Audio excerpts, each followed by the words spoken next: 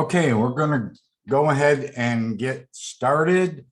And this morning, I know several of you will, or several will join after we get started. But today I want to talk to you about extremely trendy, but what I consider terrible marketing strategies.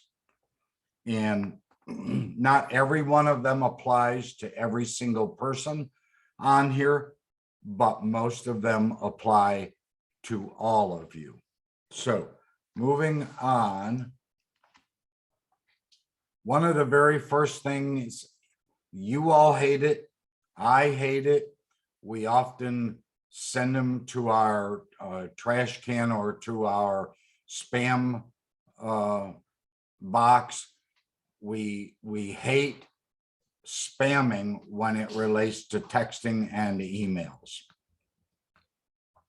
One of the most successful marketers that I work with sends personal videos. She does, if she's going to reach out to plumbers, and the plumber's name, maybe she has 10 different plumbers that actually refer her. The first one's name is Joe. And so she starts out her actual video message. Hey, Joe, just wanted to say hi and to let you know that I'm anxious to bring you a referral fee. I'm anxious to bring you money. So that's not spamming. That's making it very relevant. That's making it very current, and you are making it personal. You're calling him by his first name. Video messaging or video text messaging or on YouTube, putting the link in an email is extremely valuable. It has to be relevant, and it has to be current, and it has to be personal. In addition to that, it should speak to their pain. And if you think about it, the pain of a plumber is probably twofold. He wants money, or he needs money. So that is one potential pain. The other is that he wants to look good to that customer.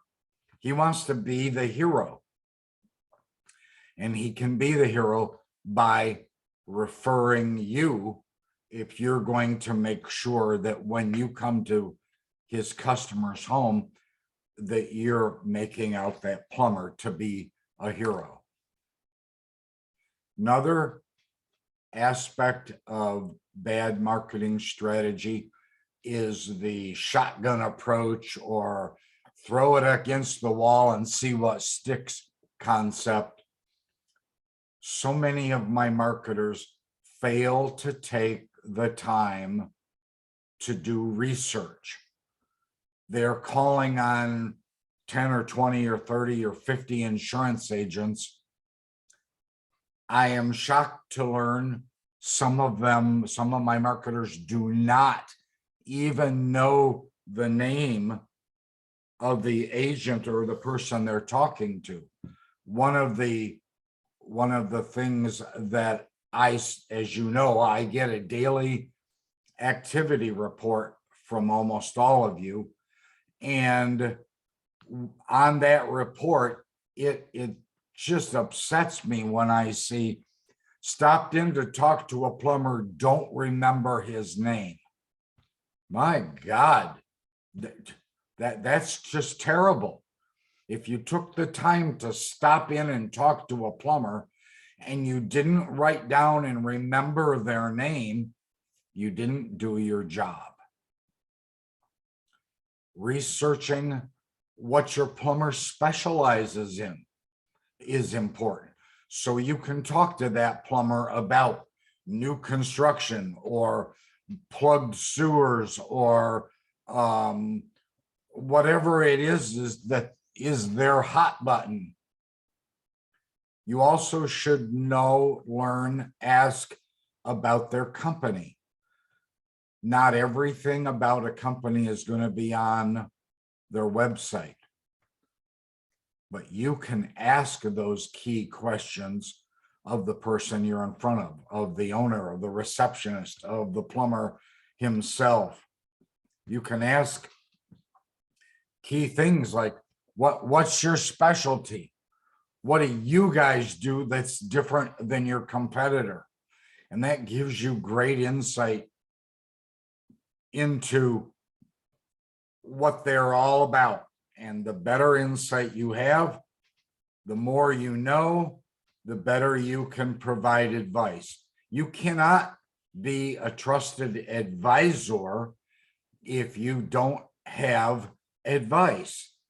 And you can't give them advice if you don't know what they're all about. If you don't do any research, chances are really good that you are not going to get any referrals.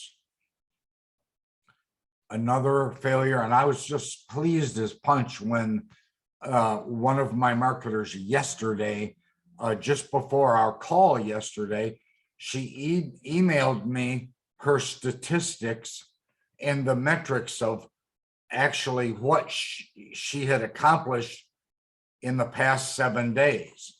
In other words, how many referrals, how many turned into real jobs, how many did not close, what the closing percentage was, what the dollar amount was or is likely going to be. So she's tracking those KPIs, those statistics and metrics about her successes or failures with a client. And even better than when she sent me that email, this morning, I got an email from her boss who said, please be sure to discuss the statistics and the metrics. Actually, he said the KPIs that were on the report. Please discuss them with my marketer so they know exactly where they stand and what they've done and how far they've been for the year and for so far since January 1, and even what they did last year to reassure them. Because this young person is methodically tracking her statistics and the metrics of her clients, she was on track and she achieved last year almost $1 million in revenue. So just simply tracking those statistics matters. If you know what your KPIs are, chances are really good that you will improve your KPIs. It's been said, what gets measured gets done. So please measure your successes and failures.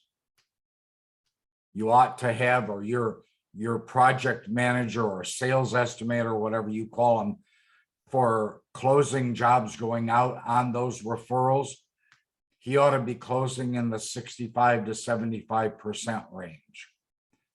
If he's not, he needs some training on sales, or he needs some he needs another position.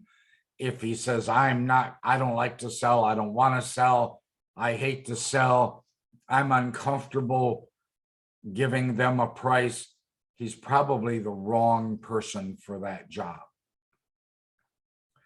Maybe you as the owner have to go out and sell in that case. So oops, hold on a second. There we go. So if you have not gotten a referral in 90 days, and I'll even be generous and extend that to 180 days, 6 months. If you have not had a referral sometime in the last 90 or 3 months to 6 months, you got a problem. I talked yesterday with another marketer who said that they have been in touch with that plumber they've called on him 12 times in 1 year. And in 1 year, that plumber has not referred them on a job. And that plumber had the audacity to say, well, we do a lot of service work, but I just haven't had any calls where you could help. I suspect one or two other possible things. He's sending his referrals to your competition, or he's a lazy schmuck and he's just not interested in making an extra few bucks from a referral fee, or he's just too set in his ways and he's just not going to get involved in that. He wants to keep his personal life simple and he does not want to take the time to refer. If you're not getting a referral in 90 days, you've got a problem. Maybe you need to relegate them to the C category. And I remind you that a C, not an A or a B, but a C client stands for crap. Okay. Market heavily to those that refer you. If you've got a plumber that's sending you 2 or 3 jobs a month or more, you better babysit him. You better handhold him. You better take care of him. You better really treat him good. I just talked to someone just this morning who said, my plumber gave me a referral and I went to see him at the job site. And the first thing I did was I gave him a Yeti, a mug. And that's a $30 mug. But when his competition, who he knows, knew about that loss, the competition said, hey, you better send me that job. And that plumber told the marketer, and then he laughed and he said, well, that plumber doesn't, or I mean, that restoration contractor doesn't give me a $30 Yeti. So it does matter that you market properly and heavily and continuously to those that actually refer you. Because remember, those people that refer you are in the mode, they're in the routine of referring. And so you don't have to convince them, you have already convinced them. I have a lot of discussion about this, not having a defined budget.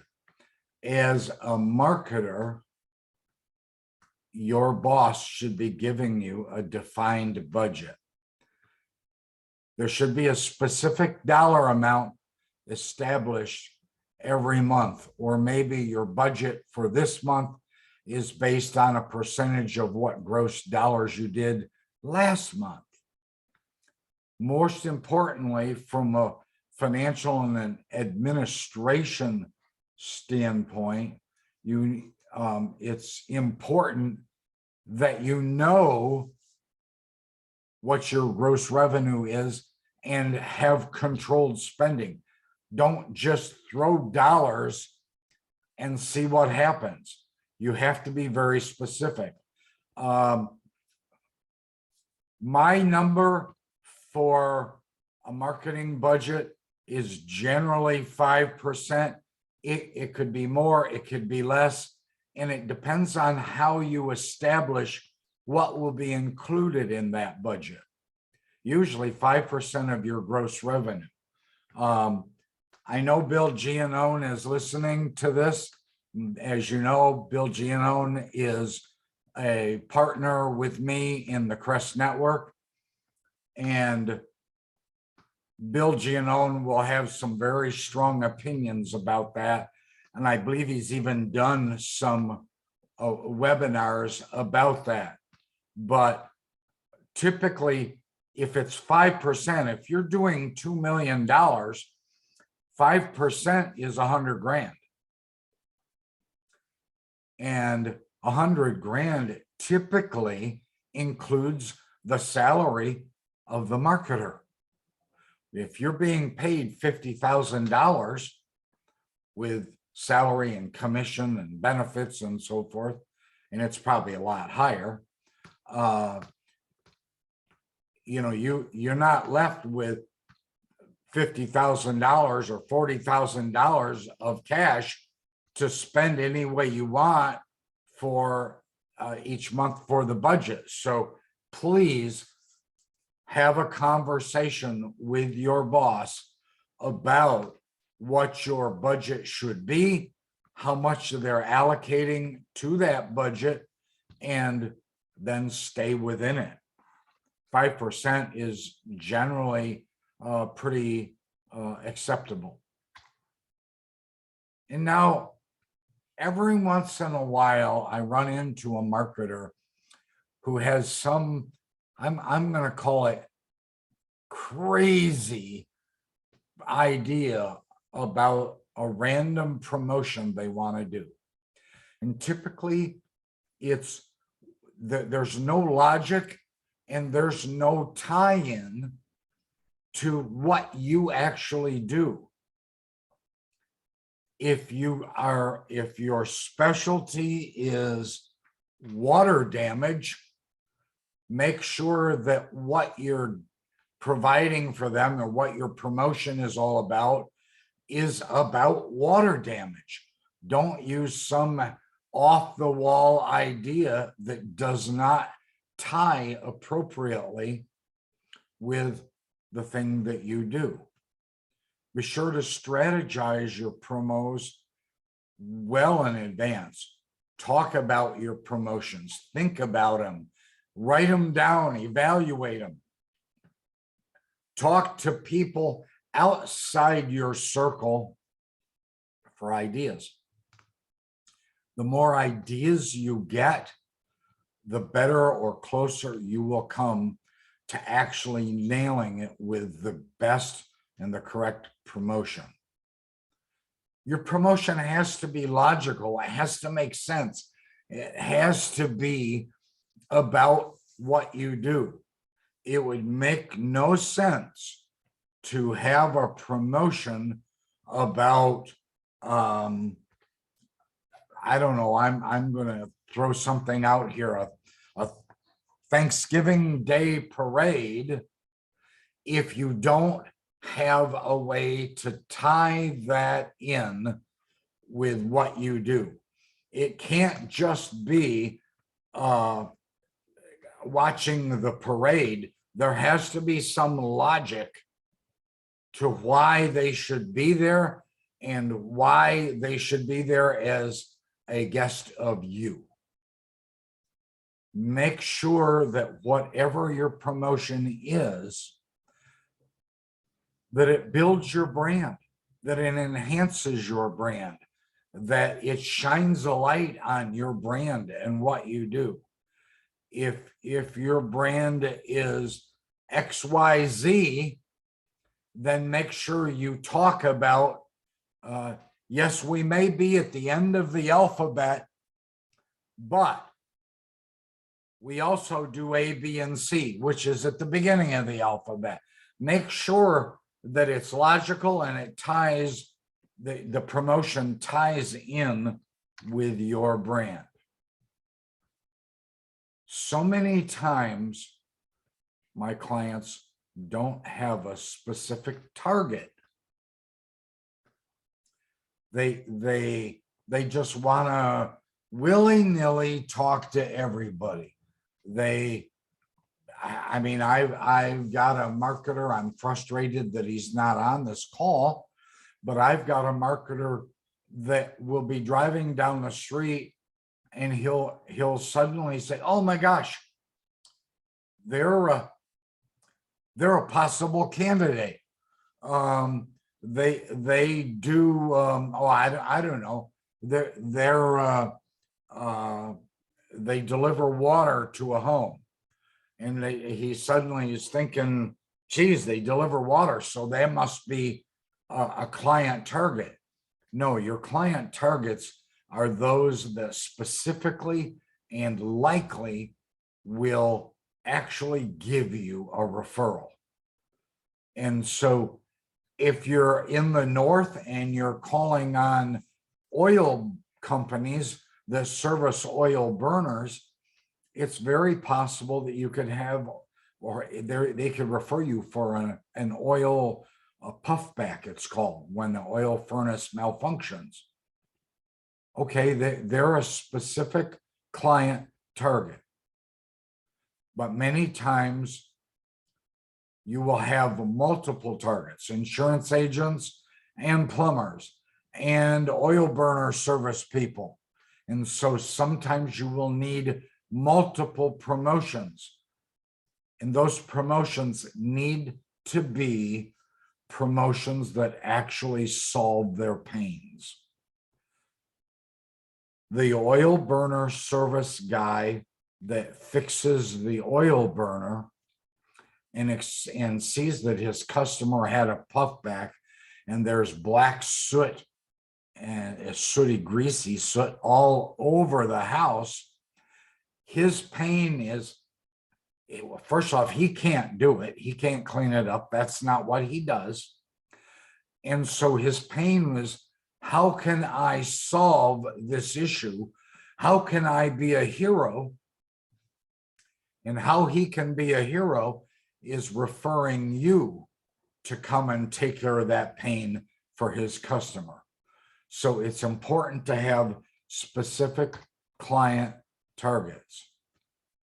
Some people, and I'm working with one right now, that have too many different campaigns, too many irons in the fire. They're promoting all kinds of sprinkler companies, fire companies,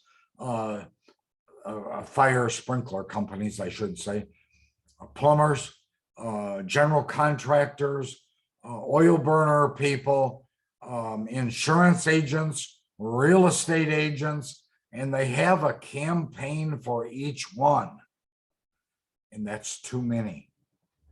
You know, you've all heard the standard acronym KISS. Keep it simple, stupid.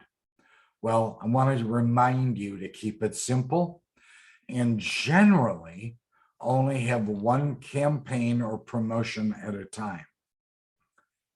Even better is if you have one campaign that can apply to all, but often it does not. So on a very rare occasion, you might need to have two different campaigns, but they better be simple.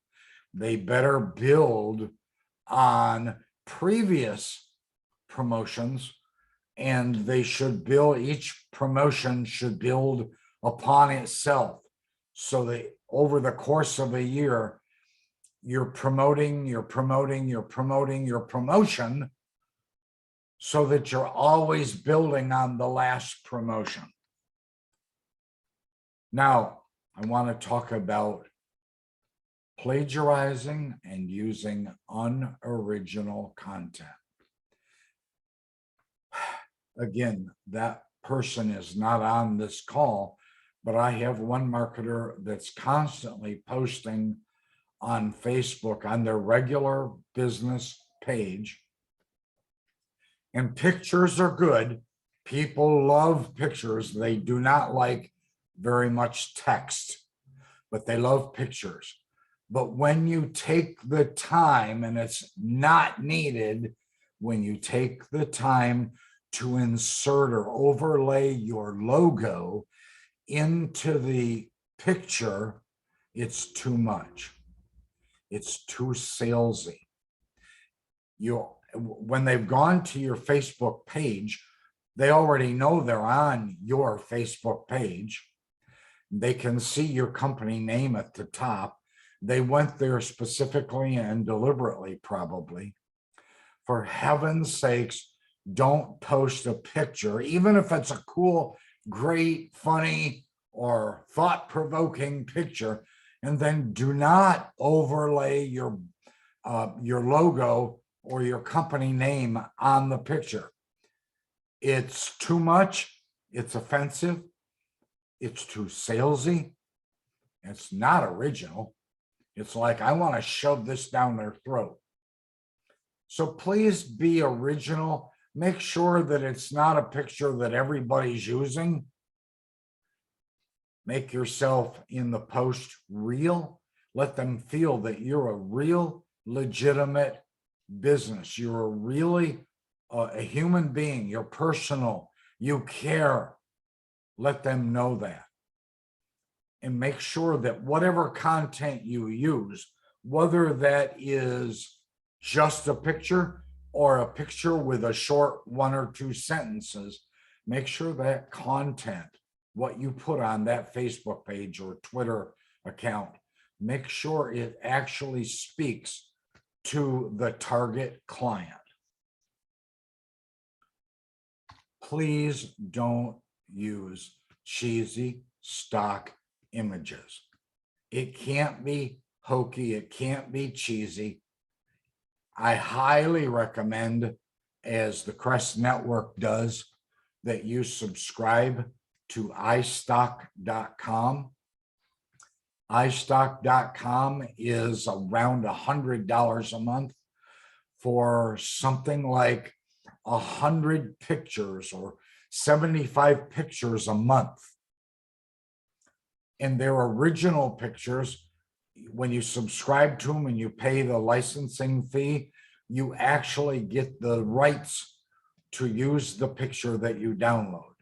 And they have something like 6 million pictures on there on any and every topic that you can imagine. Be very, very careful about going to Google Images and picking like an internet photo, something there, because we learned the hard way many, many years ago, 6 or 7, 8 years ago, when I was not specifically aware of iStock.com. I became aware of iStock.com.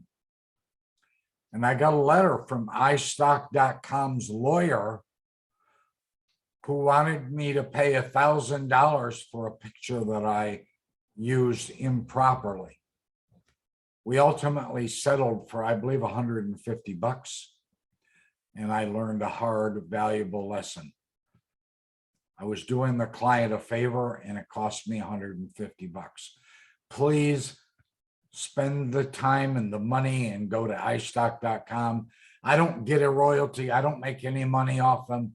I don't have any of my own pictures on there. And many of you know I'm an amateur photographer.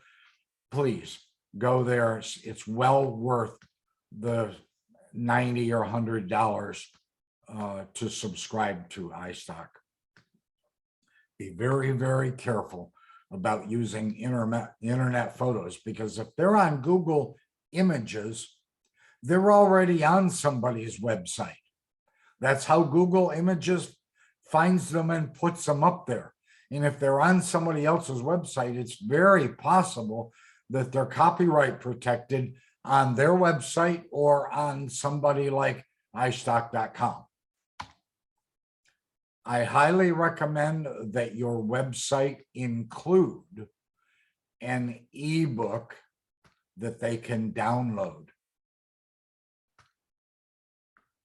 Please, when you put an ebook on there, you want to track who's downloading it, but don't ask for their name, address, phone number, email address, cell phone number, wife's cell phone number, how many kids they have, what their children's name is. For God's sakes, don't do that. Keep it simple. Ask for their name, their phone number, and maybe an email address. Maybe one more, their company name, but you should not be asking for any more. The more you ask, the less likely they will fill it and do the download. And so that defeats your purpose. You want them to do the ebook download because that's a sales tool for you. And so you need to have an ebook that's relevant to their pain. We have an ebook on the Crest website that is relevant to the pain of many contractors. It is an ebook about marketing and selling in the commercial arena. I think the title is So You Want to Do Commercial or something like that. And when they download it, they give me their name, email address, phone number, and a company name. With the company name, I can look up and see where they are. With the email, I can say, hey, I saw you downloaded my ebook. Thank you so much. And if they give a phone number, I can even reach out to them by text or call them. And my email to them might be, don't hesitate to call me if you have even more questions. And so always consider adding an ebook to your website, and please make it a free download. Don't make them go through hoops. They're not going to buy it. I mean, I've had a website for 15 years or more, and no one's interested in buying. And then don't forget to follow up with them after they download it. I highly, if you have your ebook set up correctly, folks, you can be notified in an email to yourself that someone just downloaded that ebook. Cheryl, many of you know my wife, Cheryl.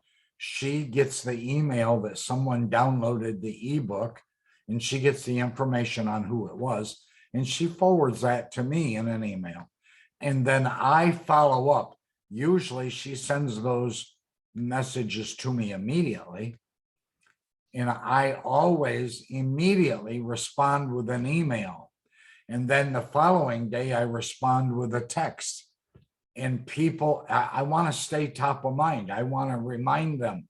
And sometimes people will download it to their computer and then get sidetracked and not read it right away. So later on that day or in the next morning, when I follow up with a text message, they will be reminded and they will read it. A couple other things that you should consider. Please consider these are bad ideas. The Department of Education, and I'm not going to say which one, but they were promoting spelling and spelling bees. And in their promotion, in their flyer, they wrote the word spelling, S-P-E-L-I-N-G. They spelled spelling wrong. And yet they were a school district promoting the importance of spelling. They didn't even get it right. Please review your promotions, your written promotions. Make sure they absolutely make sure they are spelled correctly. The punctuation is correct. Don't do the boo-boo like the Department of Education and send out a flyer and email promotion about spelling and then spell the word spelling wrong. Don't quit a strategy until you've given it plenty of time. I have one particular owner who likes to, he gets a brainstorm in the middle of the night and he comes up with a marketing promotion and he wants to immediately dump the last one and go to the new one. And unfortunately, the last one was just implemented a week before, and that isn't giving the promotion enough time. That strategy of that promotion needs to wait. And depending on the type of strategy is, maybe it needs to be a month-long or a 2-month-long strategy. Please don't go from strategy to strategy or promotion to promotion once a week just to keep it exciting and interesting. Just because you got bored, that doesn't mean you've reached every one of your clients and it hasn't sunk in properly. So be patient with whatever that promotion is. It's often been said, keep your head down, mind your own business. Don't worry about what your competition is doing. I take the other approach. Always know what your competition is doing. Never ignore your competitor. Know what their promotion is, know what they're saying. Talk to their insurance agent about what they're saying. Talk about what they're promoting. One of the things that you can learn is that they might be promoting something that you really need to promote better.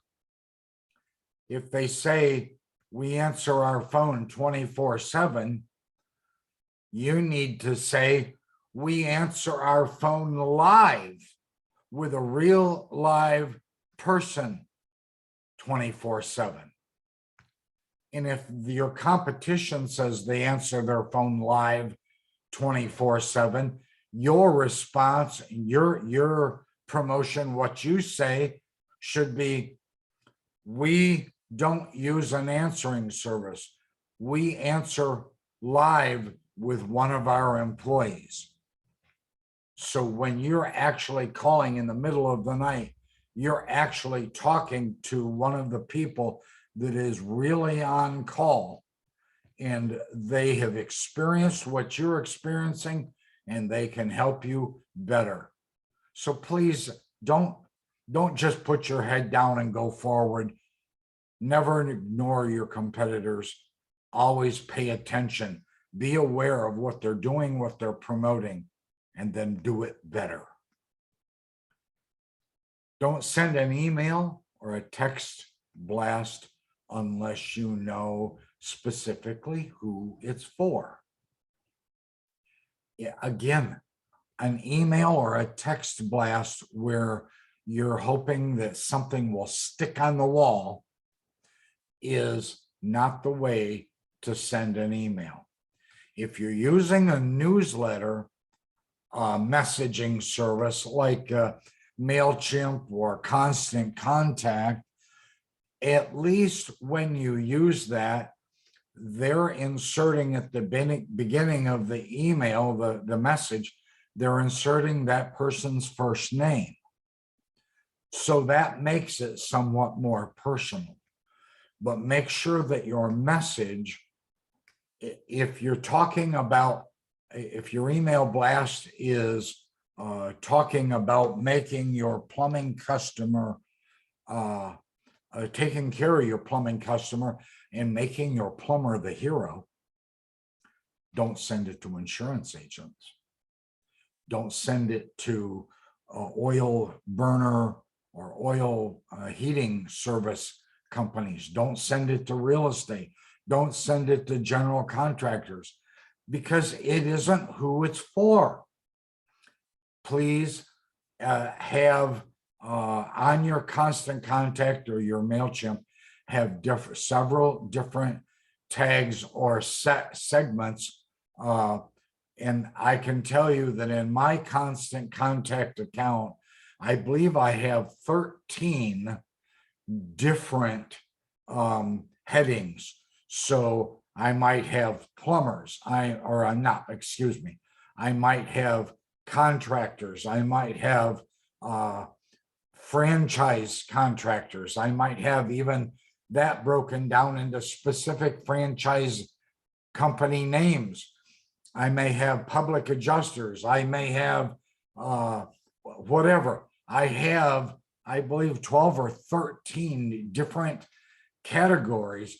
So when I'm sending an email message through Constant Contact, if I only want to reach out to specific, like public adjusters, for example, because the message is specifically for public adjusters, then I choose only that category and send it out only to them.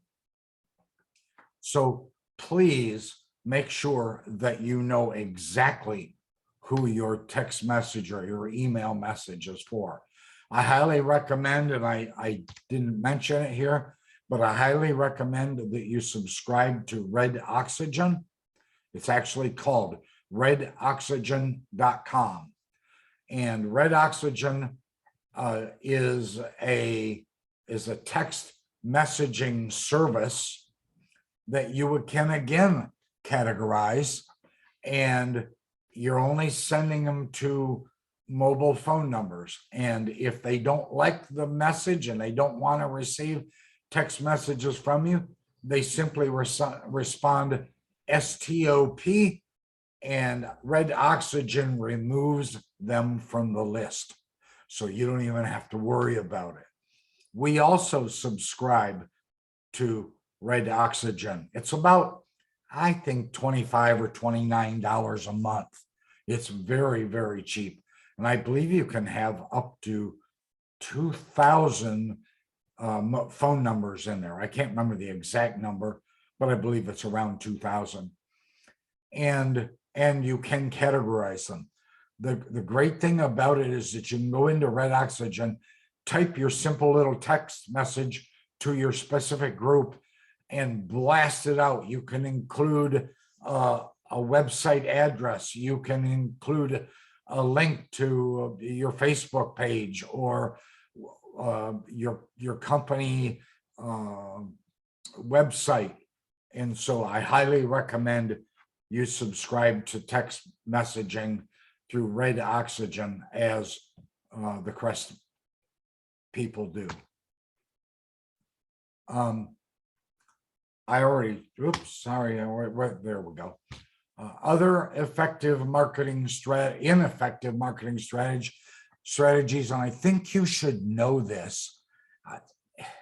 This is a survey done by several top marketing groups that are, they're well respected and have a methodology to track those marketing strategies better than I could ever do. And so I have learned that when you put an ad in, like in the newspaper or magazine, that the response, those people that actually see it where it matters, less than 8%. If you are caught up in the pay-per-click ads on the internet, less than 8% of those people that actually matter, that can actually take advantage of pay-per-click ads, your pay-per-click ad, it's less than 8%. If you are one of those that advertises on TV, this specific one was on cable TV, your local cable TV, was actually less than 2%. If you like billboards, and I know of a couple clients over the years that have used billboards. 20 years ago, we used billboards. But the actual number, yeah, it's granted, they'll say 4,000 cars a day see that ad. Yeah, okay, whatever. But out of that 4,000, it only matters to about 3% of them. And then it only matters to 3% when they actually need the service. So that number, every one of those numbers is very little. Some of our people, especially carpet cleaners, do targeted mailers. They might pick a neighborhood and they'll send a postcard mailer out to everyone in that market. And the response of those that actually need carpet cleaning is actually less than 5%. Just some statistics that I thought that you ought to know.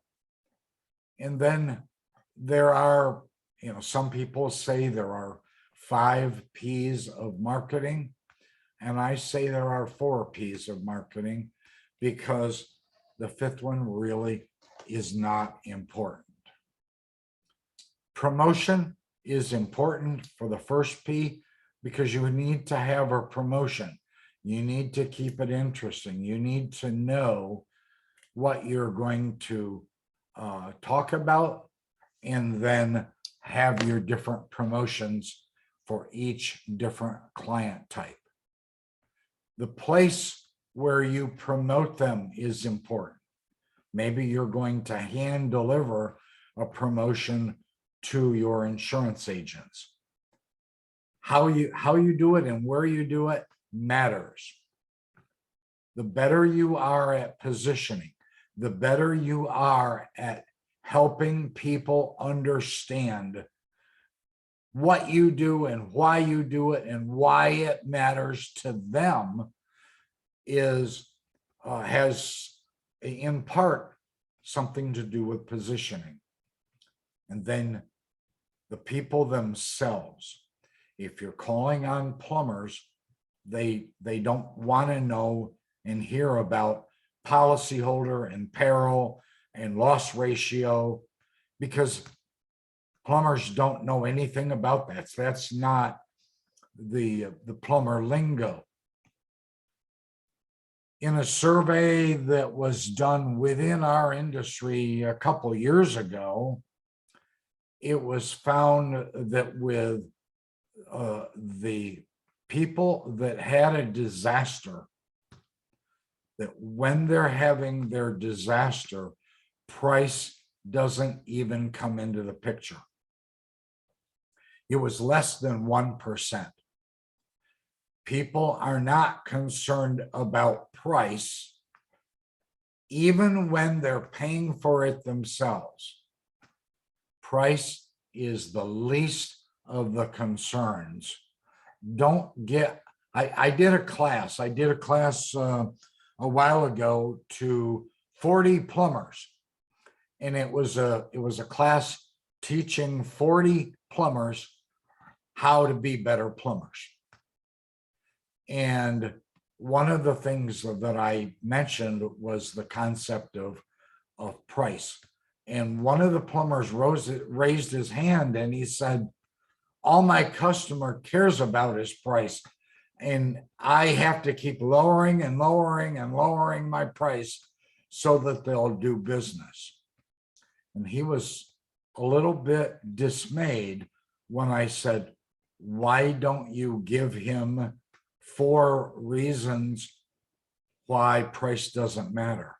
Why don't you make your quality, your reputation, the way you do it, how you take care of them, number 1 and number 2 and number 3. And when you do that, price will suddenly not be important. If price is important to your customer, they're probably not the right customer for you. I have a client who in his city is the highest charging, or he charges the most on his invoices of anybody in town. You know what's also interesting? He has the highest profit margin in town. And he's doing several $1 million a year.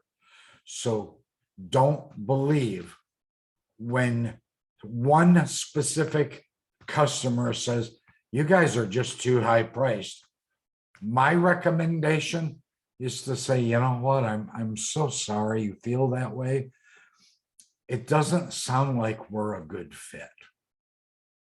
That is really hard for marketers to say, is to say, we're really probably not a good fit. Because every marketer I talk to is caught up in this world of, I want everybody, I want to sign everybody up. I want every single client. No, you don't. Some of those prospects out there are not a good fit for you. So if you have any questions, now's the time to type them in, or every one of you knows me, and every single one of you can email me and tell me your concerns or your questions. So on behalf of the Crest Network, on behalf of Bill Giannone, on behalf of myself, Dick Wagner, I hope that you took something away from this webinar entitled Terrible Marketing Strategies. So thank you so much. I appreciate all of you, and I will talk to you soon. Bye-bye. Bye-bye.